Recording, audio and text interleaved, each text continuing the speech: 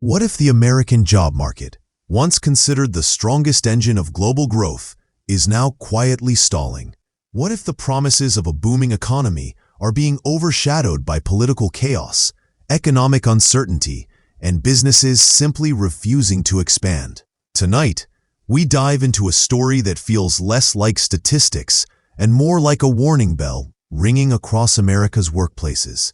The Labor Department's latest jobs report has landed like a thunderclap. Only 22,000 jobs were added last month, a sharp slowdown from the 79,000 in July, and nowhere near the 80,000 economists had expected. For ordinary Americans, this isn't just about numbers.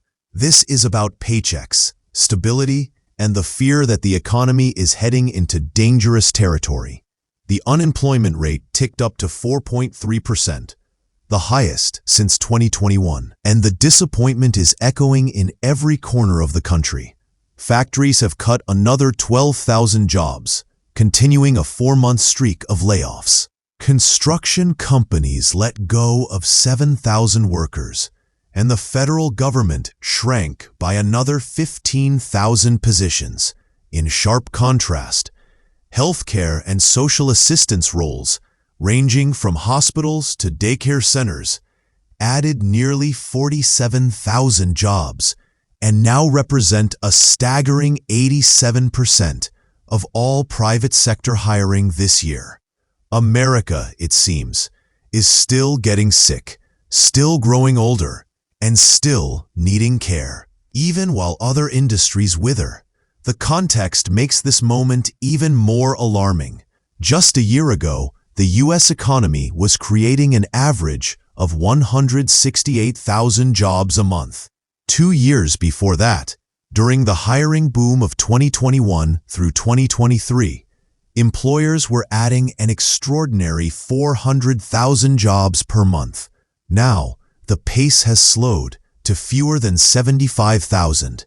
The brakes are on, and no one is quite sure who's holding the wheel. For President Donald Trump, the weak report has sparked both anger and defiance. A month ago, when the Labor Department produced another disappointing report, he responded by firing Erica McIntyre, the respected economist who led the Bureau of Labor Statistics.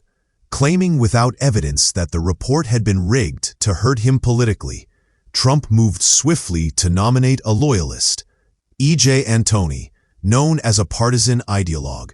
But until the Senate confirms Antoni, the job of compiling America's most crucial labor data falls to Acting Commissioner Bill Wietrowski, a career official. A glittering dinner Thursday night with some of Silicon Valley's wealthiest tech executives, Trump appeared almost dismissive of the jobs numbers that were about to drop. Between bites of steak, he told reporters, "The real numbers that I'm talking about are going to be whatever it is, but will be in a year from now." A shrug from the president, while millions of Americans anxiously watch their bills pile up. The politics are brutal. Democrats pounced immediately. Richard Neal, ranking Democrat on the House Ways and Means Committee, didn't mince words. He declared, "Americans cannot afford any more of Trump's disastrous economy. Hiring is frozen. Jobless claims are rising, and the unemployment rate is now higher than it has been in years."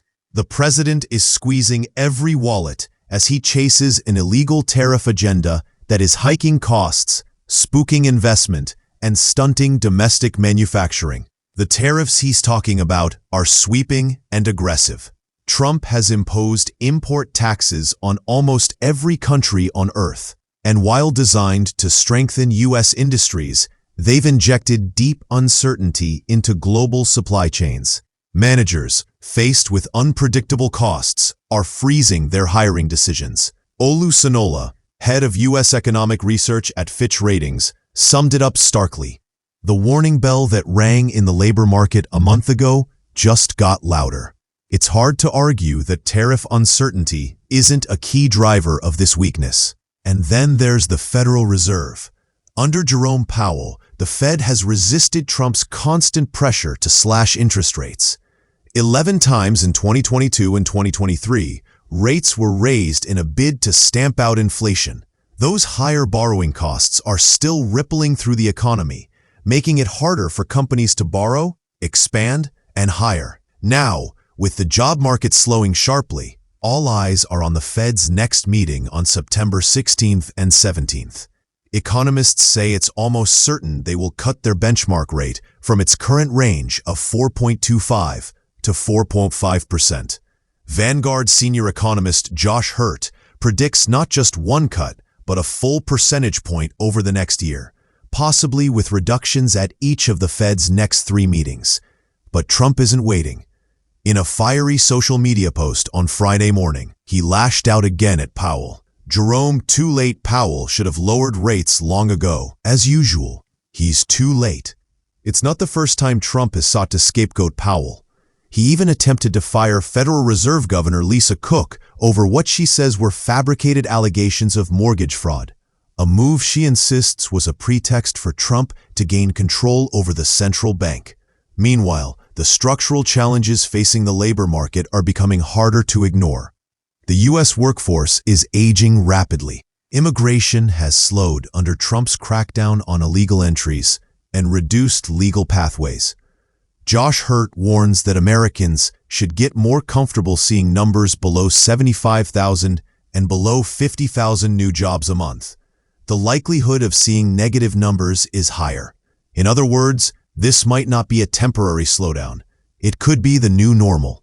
For the average worker, however, one bright spot remains: wages. Average hourly earnings rose 0.3% in August from July, and are up 3.7% from a year ago. That's exactly what forecasters expected, and close to the 3.5% level many economists consider consistent with the Fed's inflation target of 2%.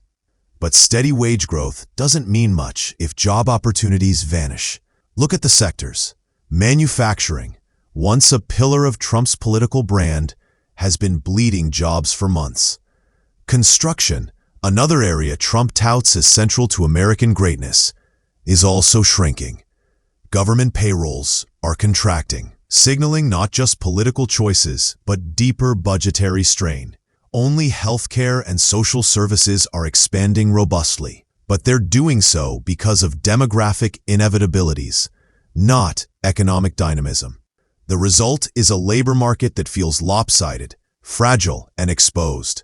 This fragility is feeding a dangerous cycle of fear. Business owners who might have expanded are waiting instead. They worry tariffs will raise their costs tomorrow, that interest rates will stay high next quarter, that political leadership could change direction overnight.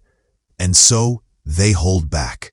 One executive in the Midwest described it bluntly: "Why hire today if I don't know what my costs will be 6 months from now?"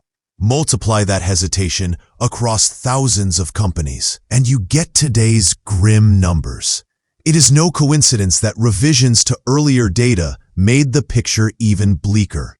June's report, once thought to show modest growth, was revised down to reveal a loss of 13,000 jobs, the first monthly decline since the pandemic disruptions of December 2020. July was also marked down by 21,000 jobs.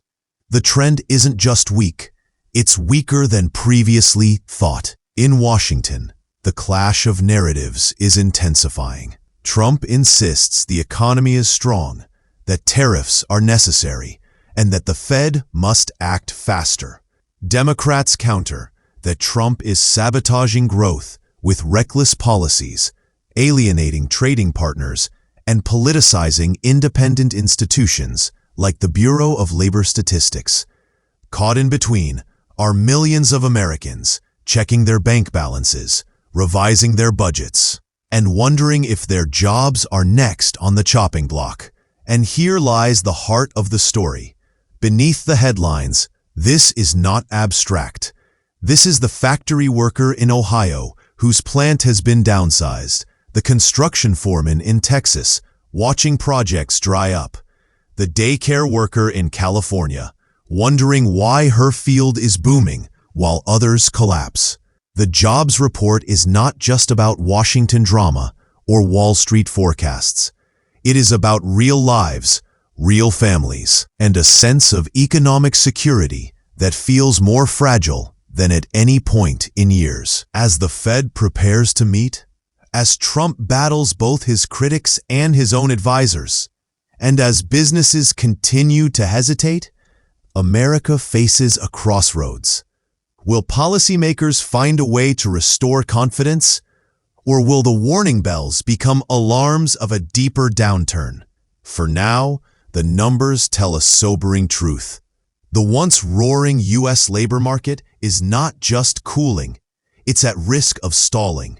And in that stall, the questions about leadership, policy, and the direction of the country grow louder every day.